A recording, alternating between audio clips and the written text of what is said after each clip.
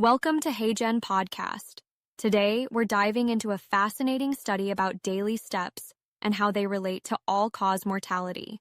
Let's get started. Oh, this sounds intriguing. What's the main takeaway from the study? Well, it's a meta-analysis of 15 international cohorts Mhm. involving over 47,000 adults. They looked at how the number of steps per day affects the risk of dying from any cause. So are we talking about the magic 10,000 steps number? You know, that's the interesting part.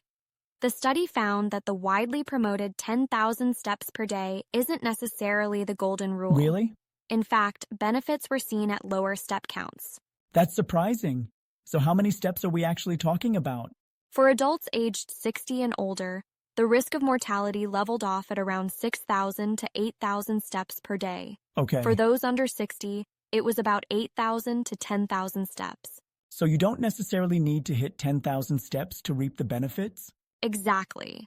It's more about increasing your steps from whatever your baseline is. The more Right. steps you take, the lower your risk up to those thresholds. That's encouraging for people who find 10,000 steps daunting. Absolutely. It means we can tailor our goals. Yeah. And even modest increases in step count can have significant health benefits.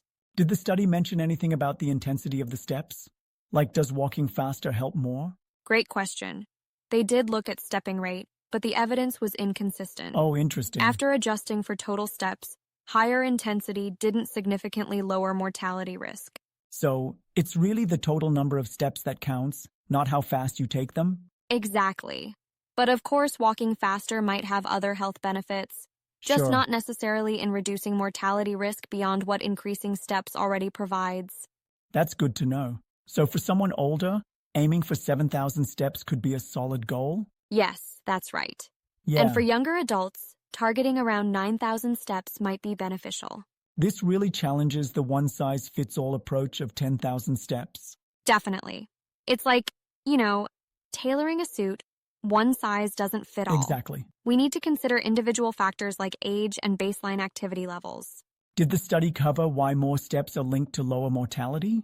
Well, they didn't dive into mechanisms, but increased physical activity has been linked to reduced risks of chronic diseases like Right. cardiovascular disease and diabetes. Makes sense. More movement, healthier body. Exactly. And the beauty of counting steps is that it's simple and accessible. Yeah. Most people have smartphones or devices that can track steps nowadays. So this could really inform public health guidelines, couldn't it? Absolutely. It gives Mhm. us evidence-based thresholds to aim for, rather than an arbitrary number. I imagine it could motivate people who feel that 10,000 steps is out of reach. Exactly. It's empowering to know that even incremental increases can make a difference. It's about Yeah. progress, not perfection. So, what would you suggest to someone just starting to track their steps? I'd say, first, find out your Right. baseline. See how many steps you typically take in a day, then aim to increase that number gradually. Maybe add an extra 1,000 steps a day? Exactly. Small changes add up over time. Yeah, Even adding 500 to 1,000 steps can have health benefits. that's doable for most people. Take the stairs more often, go for a short walk during lunch breaks. Precisely. It's about integrating movement into your daily routine. It doesn't have to be strenuous or time-consuming. It's encouraging. Any movement is better than none. Absolutely. And the study supports that idea. Yeah. It's a call to action to get people moving more, regardless of where they're starting from. Did they mention any limitations in the study? They did acknowledge some.